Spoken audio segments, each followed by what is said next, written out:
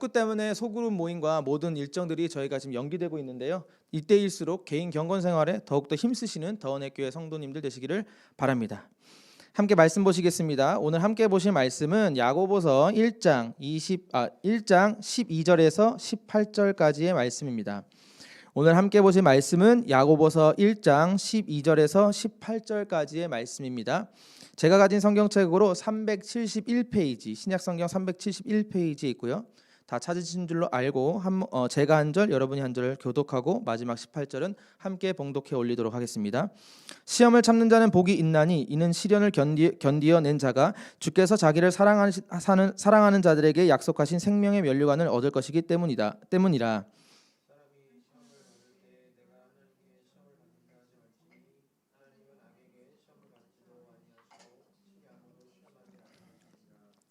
오직 각 사람이 시험을 받는 것은 자기 욕심에 끌려 미혹됨이니 내 사랑하는 형제들아 속지 말라. 좋은 은사와 온전한 선물이 다위로부터 빛들의 아버지께로부터 내려오나니 그는 변함도 없으시고 회전하는 그림자도 없으시니라. 함께 읽겠습니다. 그가 그 피조물 중에 우리로 찬 첫 열매가 되게 하시려고 자기의 뜻을 따라 진리의 말씀으로 우리를 낳으셨느니라. 아멘. 시험에서 만나는 시험이라는 제목으로 여러분과 함께 말씀을 나누도록 하겠습니다. 여러분 동음이의어라는 단어를 들어보신 적이 있습니까? 이 동음이의어는 한문 그대로 같은 소리를 내지만 다른 이자를 써서 다른 의미를 가진 단어들을 의미합니다. 예를 들어 볼까요? 눈이라는 단어를 들을 때에 어떤 사람은 신체의 일부분에 있는 시각을 담당하는 이 눈을 생각하는 사람들이 있을 거고요. 어떤 사람들은 겨울철에 이 공기 중에 있는 물이 얼어서 내리는 하얀 눈을 생각하기도 할 것입니다. 다른 단어를 또 생각해 보자면 배라는 단어가 있겠죠. 어떤 사람은 배라는 이야기를 들었을 때에 신체에 있는 이 배를 가리킬지 모르지만 어떤 사람은 나무에 맺힌 노란 열매인 배를 생각할 수도 있습니다. 또 어떤 사람은 바다에 떠다니는 운송수단인 배를 생각할 수도 있습니다. 오늘 본문을 우리가 함께 읽으셨지만 여기서는 시험이라는 단어가 반복적으로 등장하는데요. 오늘 등장하는 이 시험에는 역시나 두 가지의 의미를 가지고 있습니다. 어떤 의미에서 동음이의어인지 함께 나누어 보도록 하겠습니다. 본문을 들어가면요. 12절에 1장 2절에서부터 나온 시험의 이야기가 다시금 등장합니다. 우리가 이 1장의 이야기를 야고보서 1장의 이야기를 끊어서 우리가 함께 나눠보고 있는데요. 사실은 한 편의 편지로 이어졌다는 것을 기억할 때에 이 1장 2절부터 나온 시험에 대한 대조가 바로 12절부터 다시금 등장한다는 것을 기억해야 합니다. 앞선 본문에서 믿음의 시련이 인내를 만들어낸다고 말씀을 드렸었는데 오늘 12절에서는 이 믿음의 시련이 인내를 만들어내고 그리스도인이 이 인내를 했을 때에 무엇을 상으로 받는지에 대해서 이야기하고 있습니다. 12절을 보면요. 시험을 참는 자는 복이 있다고 말하면서 이 복은 주께서 사랑하는 자들에게 주시는 약속된 생명의 면류관이다 라고 말합니다. 이 생명의 면류관은 우리가 왕이 쓰는 왕관으로 생각할 수 있는데요. 그것도 틀린 말은 아니지만 당시 시대적으로 더 정확히 이 면류관에 대해서 이해를 해보자면 이것은 운동선수가 어떠한 경기를 통하여서 쟁취하게 되는 승리의 관으로 이해하는 것이 더 적합합니다. 13절로 넘어가 볼까요? 이 시험을 당할 때에 하나님께서 야고보는 하나님께서 우리를 시험한다고 이야기하지 말라라고 이야기합니다. 여기서 말하는 시험과 12절에서 말하는 시험이 바로 동음이의어인데요. 어떻게 다르냐면 12절에서 나오는 시험은 영어로 trial이라고 하는 단어입니다. 그리고 13절에서 나오는 시험은 temptation이라는 단어입니다. 먼저 이 12절에 나오는 trial이라는 단어의 유래와 의미를 살펴보자면요. 농부들이 과거에 이 농사를 다 짓고 추수를 한 다음에 이 알곡과 가라지를 걸러내는 작업을 하는 용어로 사용되어졌습니다. 오늘날에 와서는요, 이 시험을 의미하기도 하지만 더 자세하게 이야기를 하면 재판한다라는 의미를 가지고요, 선별한다라는 의미를 가지고요, 선발한다는 개념을 가지고 있습니다. 다시 말해서 옳지 않은 것들을 걸러내고 옳게끔 만들어낸다는 의미에서의 시험인 것이죠. 13절에서 나오는 시험은요, temptation이라는 단어입니다. 이 단어는 우리가 익숙한 것처럼 유혹이라는 의미를 가지고 있죠. 그래서 이 트라이얼이라는 시험과 temptation이라는 시험을 비교해 본다면, 트라이얼은 하나님께서 우리를 세우시고 우리를 더욱더 단단하게 하시고 우리를 더욱더 성숙하게 하시는 시험이라면, 이 temptation의 목적은요, 서 있는 자들을 넘어뜨리고 무너뜨리고 하나님께 향해 나아가려는 사람들을 끌어당기는 일종의 부정적인 의미의 시험으로 보는 것이 올바른 해석입니다. 그런 의미에서 야고보는요, 하나님은 악에게 시험받지도 않고 아무도 친히 시험하지 않는다라는 표현을 요즘 표현으로 바꾸면, 하나님은 악에게 유혹받지도 않으시고 친히 아무도 유혹하지 않는다라고 해석하는 것이 우리가 받아들이기에 훨씬 더 수월한 의미로 다가올 수 있습니다.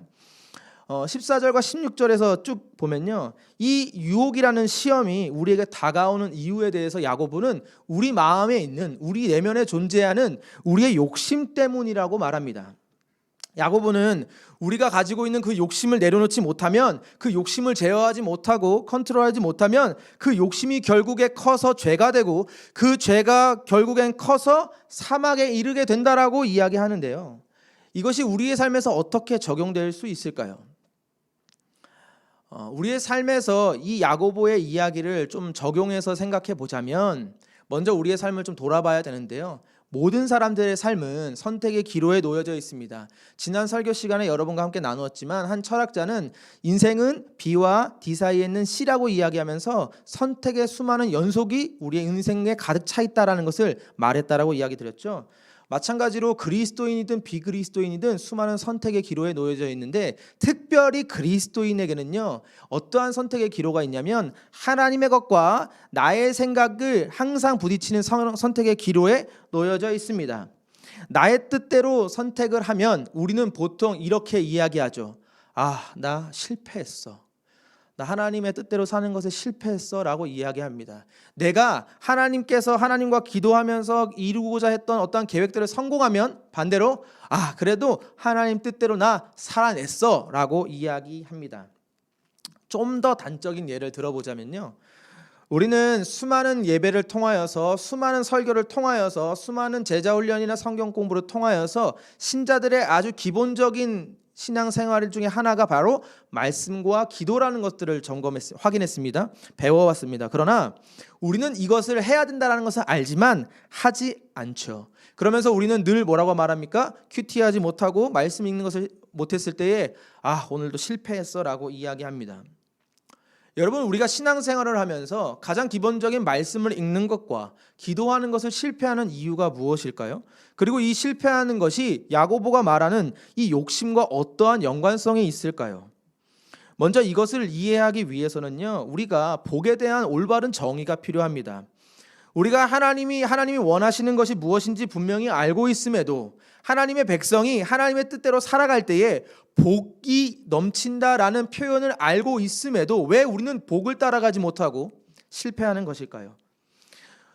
먼저 우리가 복에 대해서, 복이 분명히 무엇인지 알지만, 하나님이 원하시는 것이 분명히 무엇인지 알지만 이것을 실패하는 가장 큰 이유는, 특별히 한국 사람들이 복과 행복이 다른 것을 인지하지 못하기 때문입니다. 복과 행복을 혼용해서 쓰기 때문입니다. 우리의 일상생활로 돌아가서 복이라는 단어를 쓸 때 우리는 어떤 의미로 서로에게 축복합니까? 복 받으세요. 복이 넘치길 바랍니다. 복된 하루 되세요 라고 할 때에, 물론 성경적인 의미의 복도 있겠지만 사실은 우리 내면에 어떠한 의미가 포함되어 있냐면요, 건강해 하세요, 돈을 많이 버세요, 사업에 성공하세요가 포함되어 있습니다. 교회를 다니지 않는 사람들도, 대한민국 사람들은 모두 복이라는 단어를 쓰죠. 그리고 모두 상대방에게 복을 구합니다. 새해가 되면 새해 복 많이 받으세요라고 이야기를 하죠. 당연하게도 그 복에는 재산이 불어나는 것과 건강한 것, 사업이 성공하는 것, 시험이 있으면 시험에 붙는 것, 결혼을 준비하고 있으면 결혼이 잘 되는 것을 이야기합니다. 이것들이 신앙생활을 하는 우리 그리스도인들, 대한민국 그리스도인들에게 동일하게 사실은 내포되어 있는 의미인 것이죠. 그래서 우리는 행복과 복을 혼용합니다. 그런데 이 행복이란 단어는 정확히 어떤 단어냐면요, 감정적인 것입니다.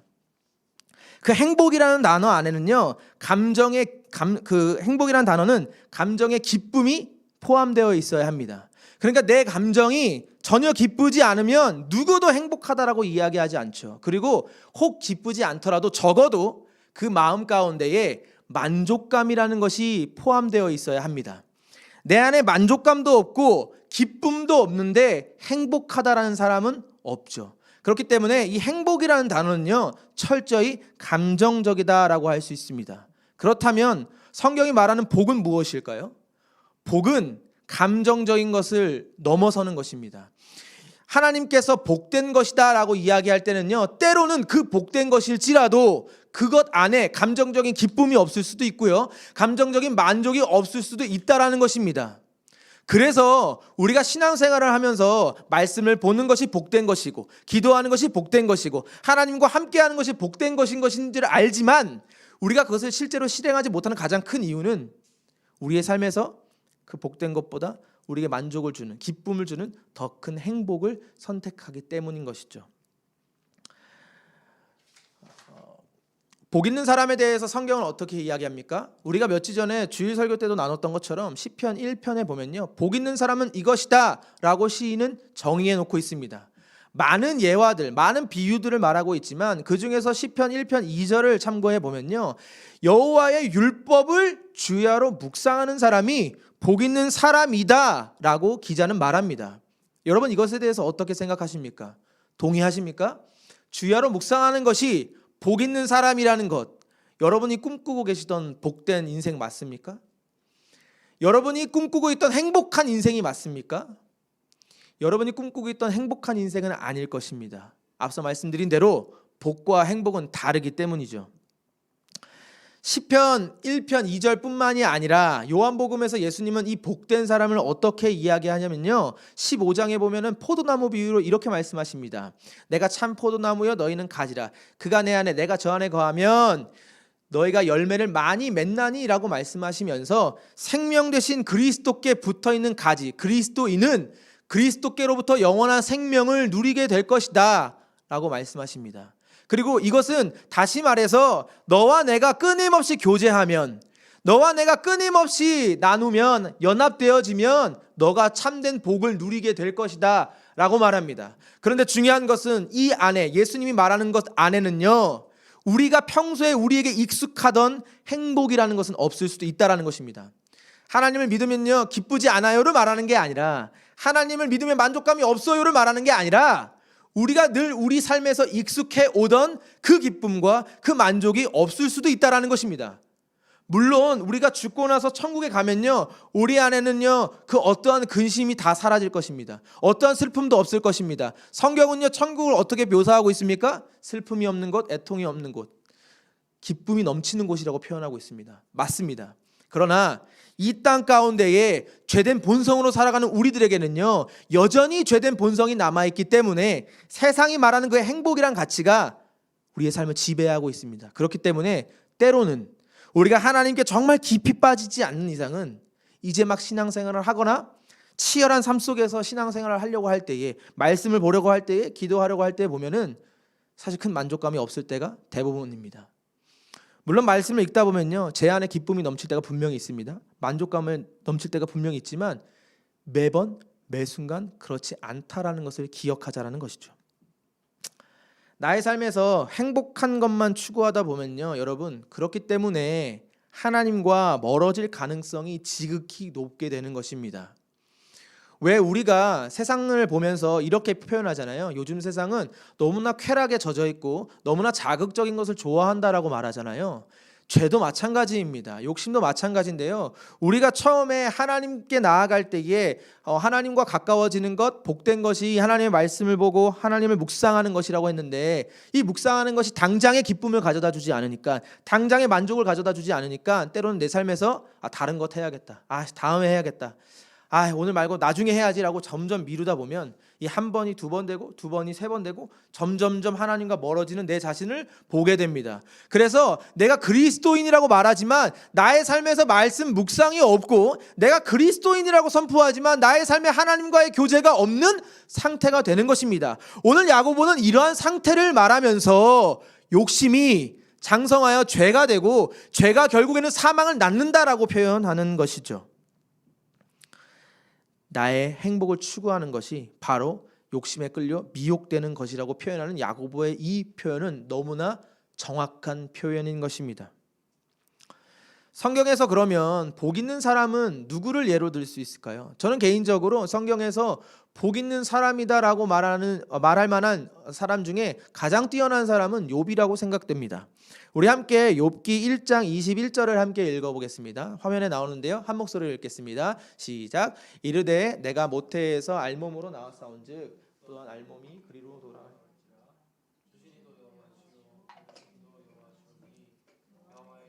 찬송을 받으실지니라 하고. 자, 욥이요 복 있는 사람이라고 말씀을 드렸는데요. 과연 욥이 이 고백을 할 때에 그의 감정 상태가 기쁨으로 가득 차서 이 고백을 했을까요? 그가 정말 행복해서 이 고백을 했을까요? 자, 우리 그 앞절을 함께 보겠습니다. 1장 20절인데요. 함께 보겠습니다. 시작. 욥이 일어나 겉옷을 찢고 머리털을 밀고 땅에 엎드려 예배하며. 자, 우리가 잘 알고 있는 대로 욥이 이 고백을 할 당시는요, 사단이 욥을 시험하여서 유혹하여서 하나님으로부터 멀어뜨리고자 하는 분명한 목적이 있었고요. 그래서 어떤 결말이 생겼냐면요, 욥이 사랑하는 모든 자식들이 죽습니다. 그가 사랑하는 아내가 죽습니다. 그가 가지고 있던 모든 재산이 다 약탈당하고 소멸됩니다. 여러분, 그럼에도 불구하고 이 욥이 하나님과 동행했기 때문에 마음 가운데에 기쁨으로 가득했을까요? 욥기 1장 20절은요 그런 상황이 아니었음을 우리에게 말해주고 있습니다. 욥이 어떻게 했습니까? 겉옷을 찢었고요, 머리를 밀었습니다. 그리고 땅에 엎드려서 예배했습니다. 이것 자체가 이스라엘 시대에 통곡하는 행위였음을 우리는 알 수 있습니다.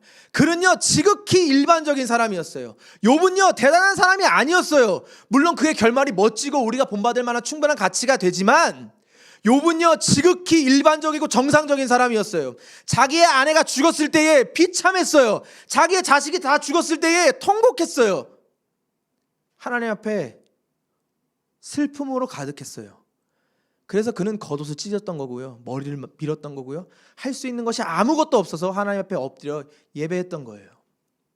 그의 고백이 무엇입니까? 그럼에도 불구하고 내가 모태에서부터 알몸으로 나왔사오니까 하나님께 돌아갈 때도 알몸으로 나가겠습니다. 주신 것도 여호와시니까 거두실 것도 여호와시겠지요.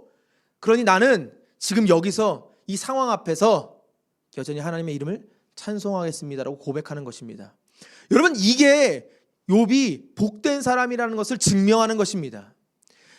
복과 행복이라는 의미가 같았다면요, 욥은요 이런 고백을 할 수가 없었어요. 욥의 이 고백을 통해서 우리가 다시 한번 확인해야 될 것은, 성경이 말하는 복은 우리가 누리고자 하는, 우리가 그토록 바라는 행복과 다르다라는 것입니다. 나의 감정의 어떠한 상태를 말하는 것이 아니라는 것입니다. 하나님과 동행한다는 것은요, 때로는 슬픔에 휩싸여 있을 때에도 주 앞에 주님을 찬양할 수 있어야 된다는 것을 전제한다는 것이죠. 하나님의 시험은요, 이 트라이얼이라고 말하는 하나님의 시험의 특징은요, 자기 자녀를 성숙하게 하는 시험입니다. 더 명확하게 말해볼까요? 이 시험은요 언제 시작되냐면요, 내가 주님께 구원 받았다라는 것을 깨닫는 그 시점부터 시작되는 것입니다. 언제까지 될까요? 죽을 때까지 됩니다. 다시 말해서 신앙생활이에요. 하나님의 시험은요 신앙생활이에요. 많은 그리스도인들이 신앙생활을요 선택사항으로 이야기합니다. 나는 신앙생활 나중에 해야겠어. 내가 지금 신앙생활을 할 때가 아니야. 여러분, 아니에요. 신앙생활은요, 내가 예수를 나의 주인이라고 고백하는 그 순간부터, 내가 그리스도께 죄인임에도 불구하고, 한 것이 아무 공로도 없음에도 불구하고 그의 온전한 사랑 때문에 구원받았다는 것을 깨닫는 그 시점부터 시작되는 것이 신앙생활이고, 내가 멈추겠다고 멈출 수 있는 것이 아니라 주님이 나를 나의 본향집 천국으로 데려갈 그날까지 유지되고 진행되는 것이 신앙생활이고 하나님의 시험이라는 것입니다. 우리가 선택할 수 있는 것이 아니라는 것입니다. 사단의 시험의 특징은 무엇입니까? 하나님의 자녀가 하나님의 시험 앞에서 하나님께 나아가고자 할 때에 오히려 넘어지게 하고, 마음을 아프게 하고, 무너뜨리게 하고 하나님을 의심하게 하고 하나님으로 돌아서게 하고 하나님으로부터 멀리하게 하는 것을 목적으로 하는 시험입니다. 다시 말해서 신앙생활을 막고요, 우리가 다시금 죄의 본성, 세상이 말하는 행복에 취하게 만드는 것이 사단이 우리에게 주는 시험입니다. 앞서서 단적인 예로 성경을 읽는 것에 대해서 이야기했는데 이런 거예요. 저도 똑같이 이것 때문에 항상 힘들어하는데요. 오늘은 성경 진짜 읽어야지 하고 책상 앞에서 성경책을 핍니다. 근데 동시에 컴퓨터를 켜죠.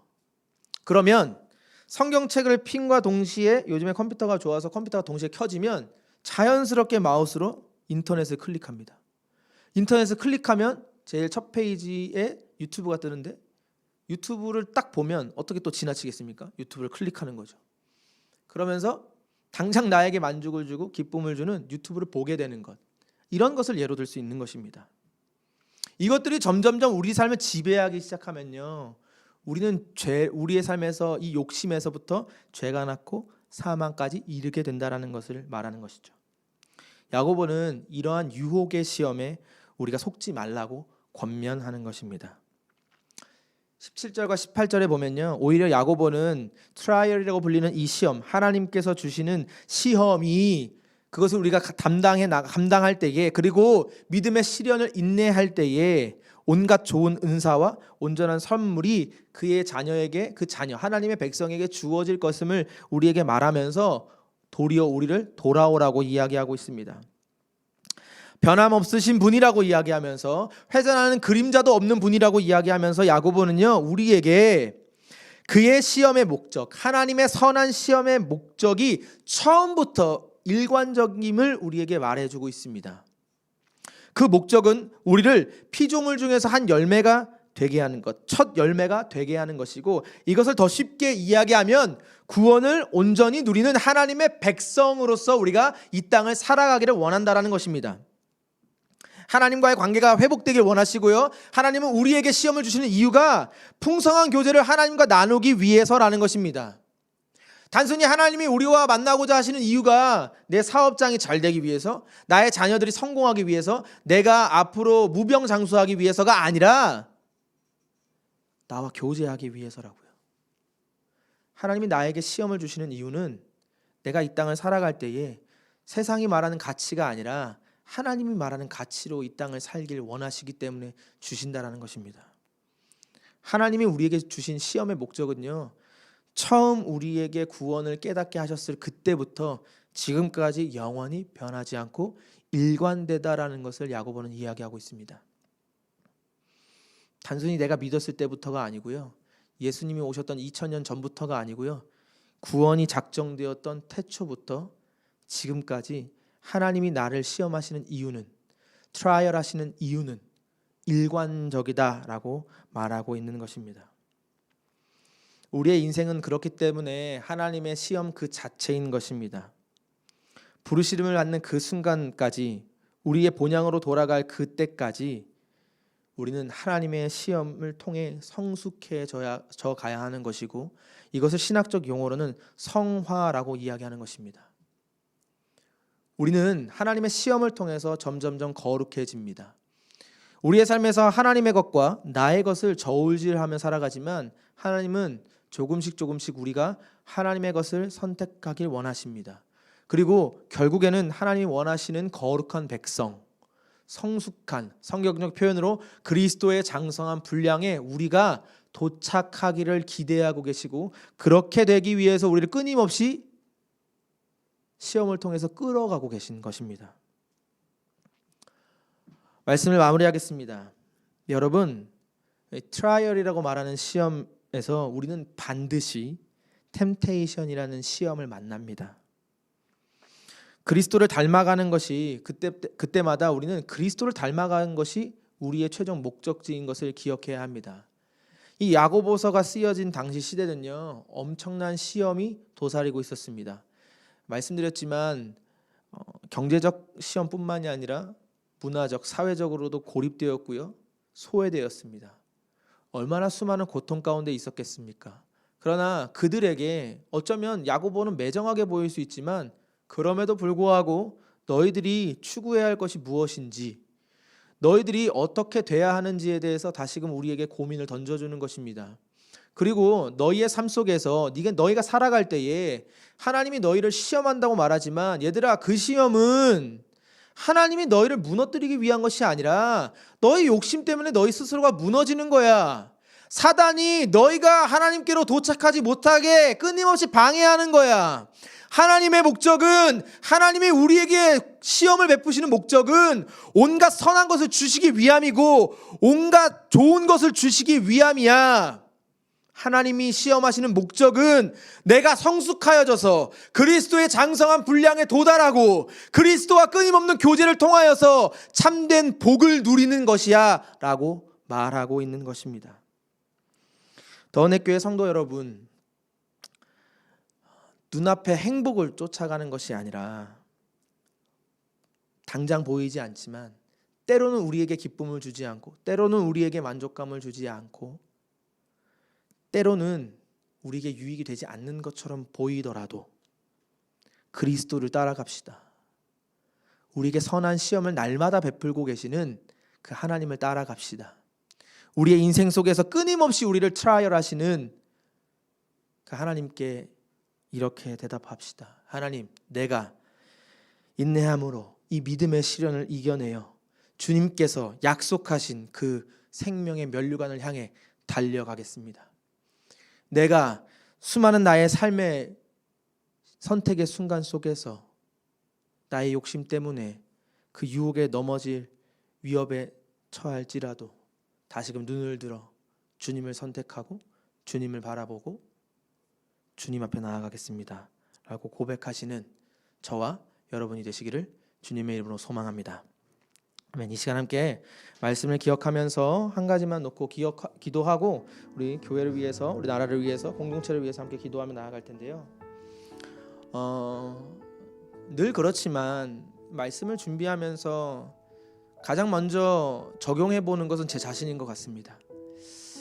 여러분에게 이 설교를 준비하면서, 우리 함께 나눌 설교를 준비하면서 가장 많이 묵상이 되었던 것 중에 하나는 저 역시도 이 복과 행복에